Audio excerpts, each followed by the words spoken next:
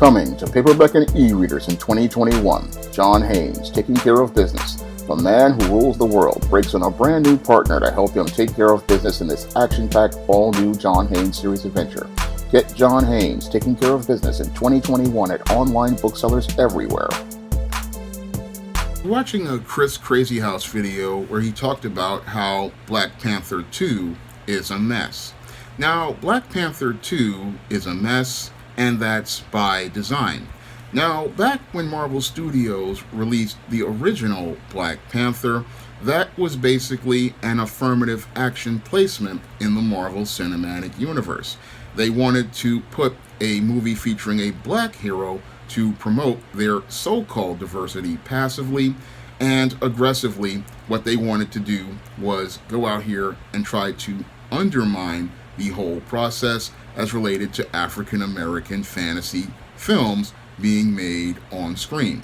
Now, Black Panther, when it was originally made by Kevin Feige, was originally designed to be a one-and-done film, basically to show that, a movie featuring a black superhero would basically fail at the box office. And they hoped behind the scenes that Black Panther would not be a success, but to their shock and dismay, Black Panther turned out to be the biggest film of 2018, making over $1 billion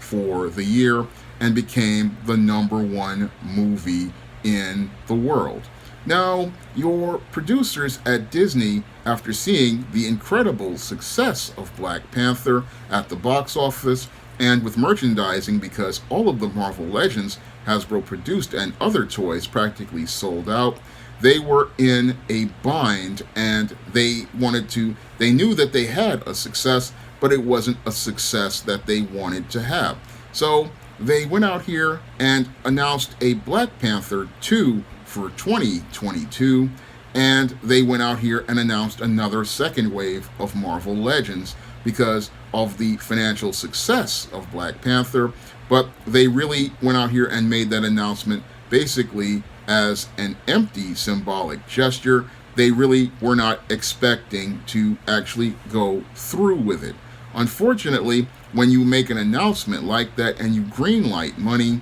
what happens is that you have a project that's in place. Now, your Black Panther 2 on the Phase 4 schedule was not really one movie that they had made a priority,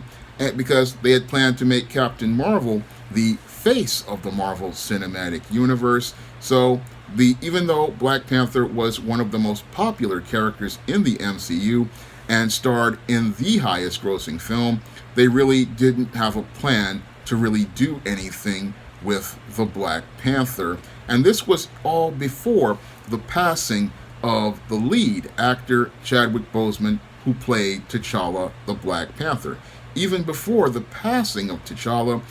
I believe Kevin Feige's original plan was to end the Marvel Cinematic Universe with Endgame, and then as Phase 4 was going on,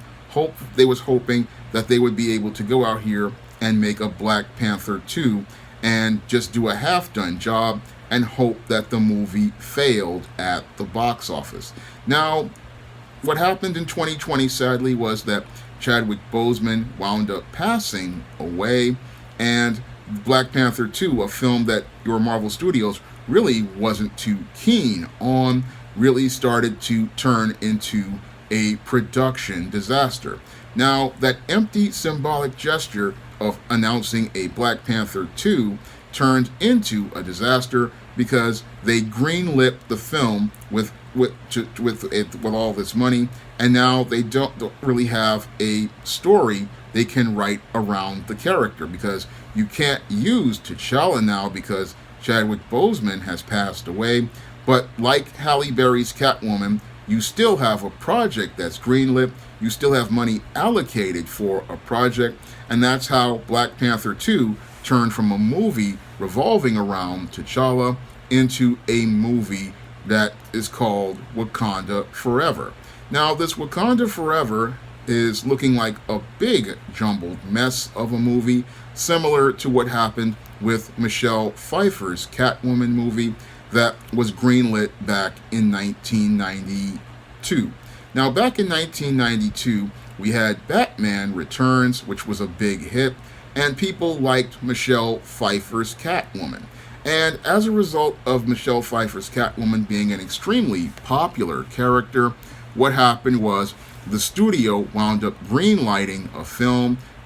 before a script was written. And as things went on, Michelle Pfeiffer wound up passing on the project, and the project went into what people call development hell. Now, development hell is what happens when the studio greenlights a project and then they cannot really find a way to go out here and either hire an actor to be the lead in it, or they cannot really find a way to get the production off the ground because they don't have a quality script in place. Now, what happened with Catwoman was that the film was bounced from actor to actor until Halle Berry was offered this role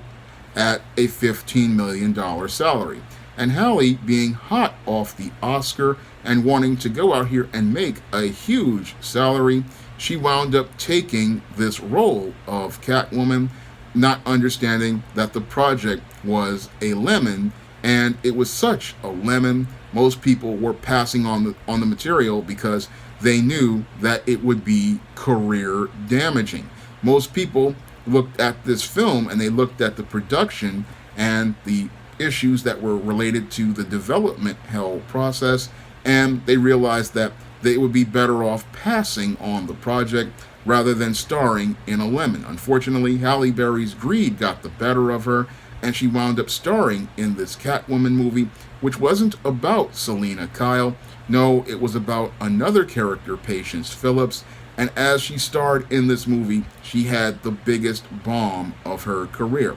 And the same thing looks like is happening with Black Panther 2. Black Panther 2, as related to its development issues, is looking like it's going to become an unmitigated disaster. Now, there are some out here who say that if they recast T'Challa, it would save the movie, but you can't really save a movie that is basically in development hell. When a film is in development hell, it is due to the fact that the studio basically just announces it out of nowhere, gives it a green light, and there's no screenplay in place to tell a quality story. That is one of the things that I believe is happening with Black Panther 2, is that they had a story that they were originally going to use, and now they've got to rewrite that story into this Wakanda Forever story. And whenever you have a story that is completely rewritten, you're going to have a film that's going to be an unmitigated disaster because the screenwriters are not really thinking about putting together a quality story with solid plot points and good character development. No, what they're thinking about is just trying to rush something out because they want to get a paycheck, because working on a screenplay on a $200 million film is 3 to 5% of the production budget, and 3 to 5% of $200 million is a payday most people don't want to pass up on a film that is greenlit and guaranteed. So with Black Panther 2, I'm not really expecting a quality film, and with this development mess, it's definitely going to be, I believe, one of the worst MCU films since Eternals, because the writing is not there. They're retooling the story, and you don't have a lead actor in the role, sadly, because the late Chadwick Boseman passed away. But I don't believe he would have had a major role in the film because of the way they practically marginalized him and emasculated him in the previous film. But when I look at Black Panther 2, it definitely is a mess, like Chris Crazy House stated. And it's a mess because this was one of those films Marvel was not really looking to go out here and make as related to creating a quality product for the MCU. And basically what they want to do is right now send out Black Panther 2 as a way to try to sabotage the burgeoning African American fantasy film market, because that's what Disney and many other studios have been trying to do ever since Black Panther showed that a movie featuring a black hero could go out here and make over $1 billion. What they want to do is sabotage black fantasy films and prevent other black fantasy films from being greenlit and prevent other black fantasy franchises from coming to the marketplace, because all they want to do is go out here and say that we've got one or two box office failures like A Wrinkle in Time, and then go out here and say Black Panther 2 was a failure, and then use that as an excuse to go out here and not produce any movies that feature a black lead in the role. This is something that they don't want to see, because when you have a black lead in the role, there are people all over the world who will start looking up to that black man and seeing that black man as an ideal. This is one of the reasons why your Kids WB went out here and buried Static Shock back in the early 2000s. Now, your Static Shock at the time, your Kids WB put that show on as a throwaway show, but it turned out to be one of the biggest hits of the 2000 or 2001 season, and it was so big that they had to go out here and order more episodes. And over time, Static Shock became the #1 show on Kids WB. But what was quite telling was the fact that there was absolutely no merchandising for Static Shock, even though other shows like Jackie Chan Adventures and Mucha Lucha and many other shows had toys and action figures and all sorts of licensed products. Your Static Shock had no merchandising whatsoever, in spite of being a #1 show. So basically, many of the people in Hollywood, they don't like the idea of black people being somebody that kids, especially white and non-black kids, look up to and see as a hero. They don't like the idea of people looking up to a black person and seeing somebody they admire and want to be like. Even though many in Hollywood talk diversity passively, aggressively, they go out here and try to sabotage productions like Black Panther, and they've been trying to sabotage Black Panther since day one, because they want people focused on the white heroes like your Iron Mans, your Thors, your Captain Americas, or in the case of your Phase 4, they want you focused on the so-called diversity heroes, but they don't want you focusing on a strong heterosexual masculine black man. And that's why they wanted to go out here and make this Black Panther 2 World of Wakanda, and they want it secretly to fail, because they don't want to see a growing African American fantasy and science fiction market become mainstream. That is the one thing that terrifies many of the white supremacists who control the media arm of white supremacy, the whole idea of black people becoming empowered through their entertainment industry and presenting powerful images of strong, masculine, heterosexual black men on their platforms, and then presenting these images showing these black men loving black women, wanting to have relationships with black women, and going out here and beating up on your whites and non-blacks, and showing that they can go out here and build and show that they can go out here and be on the same level as whites. And then what they fear is that young black children will start to get inspired by these kind of films in real life, and they'll start wanting to go out here and do these kind of things. That's why they want to sabotage a Static Shock. That's why they want to sabotage a Black Panther 2. They don't want these productions to rise, because they don't want to see children get inspired by these kind of characters or start to admire these kind of characters, because if they see them starting to admire these kind of characters and start to emulate their behavior, what many whites and non-blacks believe is that you're going to get a black person who is going to start thinking in a completely different fashion than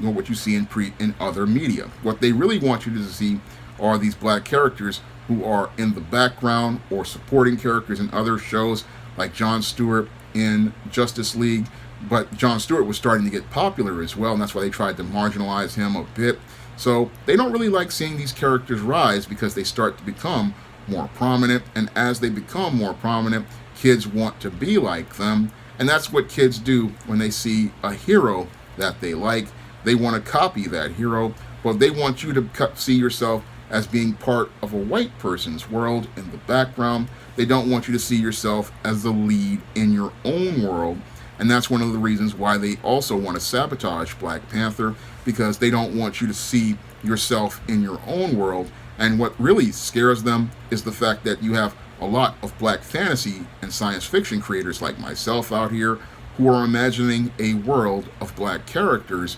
without whites in them or non-blacks, and not looking to seek validation and approval from anyone. And I see that every time I go out here to places like social media, and I see so many creators out here making their own comics, making their own fantasy, making their own science fiction. And this is something that really scares those in Hollywood, and that's why they go out of their way to try to make sure that they can marginalize people, and that's why they want to go out here and try to end the whole Black Panther franchise. They want to make it fail so that they can go out here and make an excuse and say, we should never make another one of these again, because black people don't really want to see these kind of films, even though black people went out here and spent almost $700 million of that $1 billion making Black Panther the #1 film for 2018. They want to try to